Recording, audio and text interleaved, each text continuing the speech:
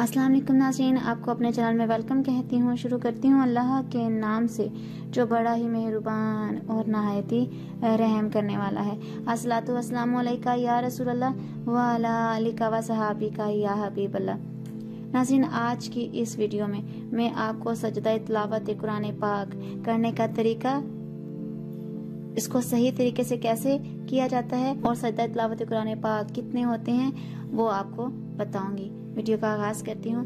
नाज़रीन, सजदा तिलावत करने के लिए तमाम शराइत का पूरा करना जरूरी है जो नमाज के सजदे के लिए जरूरी है, यानी जगह का पाक होना, काबे की तरफ मुंह होना और उसके अलावा वो तमाम चीजें जो नमाज के लिए जरूरी है नाज़रीन, वो सजदा तिलावत कुरान पाक के लिए भी जरूरी है।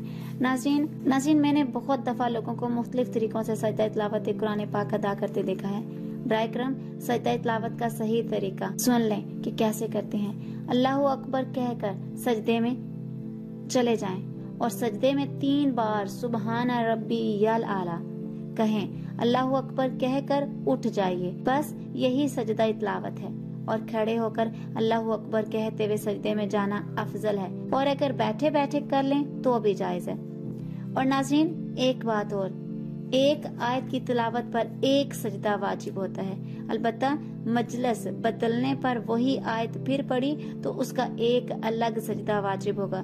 यानी जब आप एक आयत की तिलावत कर रहे हैं जिसमें सजदा है, तो अगर आपने एक दफा उसी जगह पर बैठ के वो आयत पढ़ ली है और आपने अपनी जगह को तब्दील नहीं किया तो आपका एक सजदा।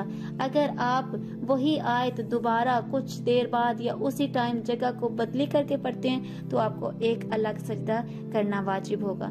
आज की इस वीडियो में इतना ही। अगर आपको मेरी वीडियो अच्छी लगी तो लाइक और शेयर कीजिएगा। अपना बहुत सा ख्याल रखिएगा। मुझे अपनी दुआ में याद रखना मत भूलिएगा।